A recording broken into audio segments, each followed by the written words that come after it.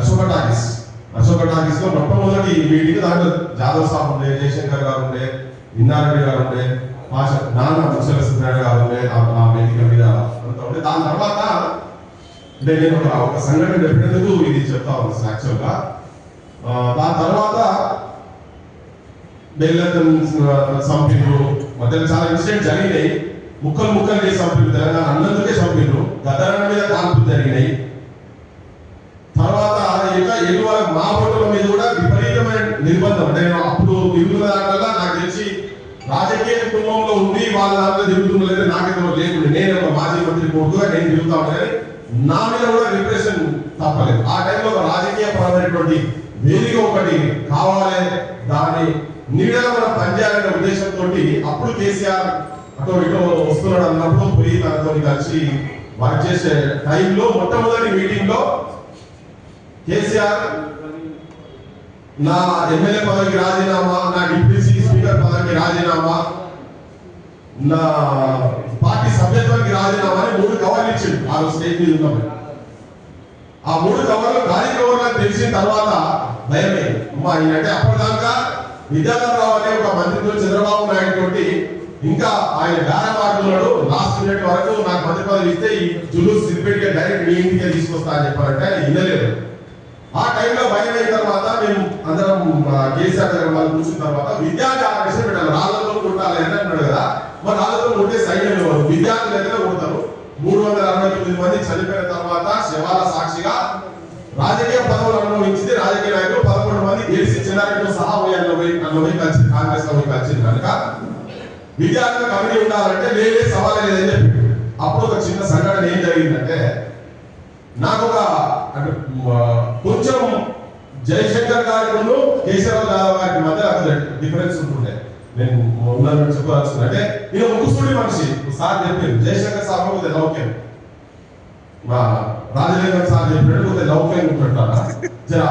మా నాన్న చెప్తుండే జయశంకర్ గురించి చెప్తాను, ఆయన ఆదేశం వేసి నమ్మించినాడు సుమా, ఆయన మా ఊరు సామాన్యమైన రాదని చెప్తుండే. ఇద్దరు క్లాస్మేట్ ఇద్దరు నేను 3 క్లాస్మేట్స్ ఉండే. సార్ కూడా తెలిసిన వాళ్ళ గురించి. సో ఆ మాట్లాడే క్రమంలో ఎవరిని చూస్తే నేను కేసీఆర్ తో డిఫరెంట్ అయి బయటకు వచ్చి విద్యార్థి ఆర్గనైజేషన్ పెట్టాలనే ఒక ఆలోచన జరుగుతూ ఉన్నాయి. ఇక్కడ జాదవ్ సాబు ఒక పక్కకు ఉన్నాడు.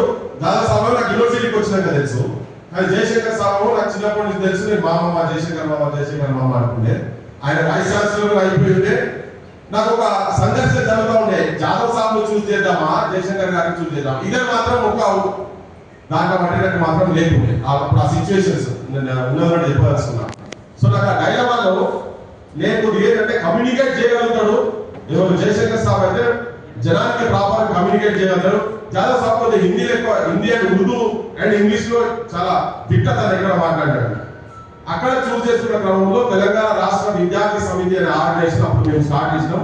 విటల్ కూడా దాంట్లో ఉండే దరువెల్లన్న ఇక మేమంతా కలిసి యూనివర్సిటీ స్టార్ట్ చేసి జయశంకర్ గారితో కేసీఆర్ తో విభేదించి జయశంకర్ స్టార్ట్ చేసింది. కానీ మాకు ఇబ్బంది ఏమైందంటే నాకు చాలా మంది అన్నారు జయశంకర్ నమ్మి ఎందుకు పోతున్నాను అంటే, కానీ క్రిటిసిజం చెప్తూనే ఉన్నదో చెప్తాను, క్యారెక్టర్ గురించి చెప్తున్నాను చాలా వస్తాం క్యారెక్టర్ గురించి చెప్తాను.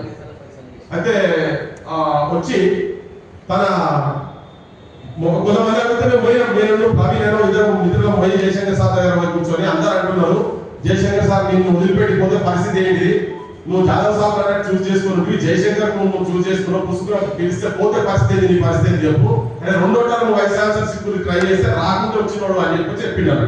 మేము పోయి అడిగినాం, మీరు బయట అంటున్నారు ఆనందరావు తోట కనకదుర్గ తోట ప్రొఫెసర్ గారి ఇంట్లో ఉండే. మేము పోయి అడిగాము, అడుగుతా ఏమన్నారంటే KCR will not call me, అప్పటికి ఇద్దరు పడతలేదు, KCR will not call me, he will not call me, even if he calls I will not go అన్నాడు. కొద్ది రోజుల తర్వాత కేసీఆర్ దగ్గరికి వెళ్ళిపోయాడు. మేము ఆనందాలు ఈ లోపల పరిస్థితి ఏంటంటే మేము ఇక్కడ దూరమైనా అక్కడ దూరమైన తనతో కనుక కలిసి ఉంటే ఇంకా నేను చాలా మంది కేశవరావు జాదవ్ వారసులను మా యొక్క స్ఫూర్తిదాయకంగా తన స్ఫూర్తిగా తీసుకుని ఇంకా చాలా మంది తయారు చేస్తున్నాం. చారిత్రక తప్పిదమేమో అప్పుడు నేను చేసింది నాకు తెలియక కమ్యూనికేషన్ అటు ప్రాపర్గా, కానీ దాని తర్వాత మాత్రం ఎక్కడ ఉన్నా కానీ ఏం మాట్లాడినా కానీ నేను తను కంప్లీట్ గా తనతో పోలేకపోయినా. ఇంకొక భయం కూడా ఏమిటంటే మేము కొంచెం నిర్బంధం ఫేస్ చేసుకున్నాం కదా. జాదవ్ సాబ్ అంటే జాదవ్ సాబ్ దగ్గరికి అంతా రాత్రి కుటుంబం తుపాకులు వాళ్ళు వీళ్ళు అందరికీ కలిసిపోతారు అనేది ఒకటి ఉంటుండే. ఇది మేము సార్ ఎక్కడో బయటికి తీసుకపోతే కింద ఎవరు పట్టుకున్నా నీకు పలానాలతో లింకు, పలానాలతో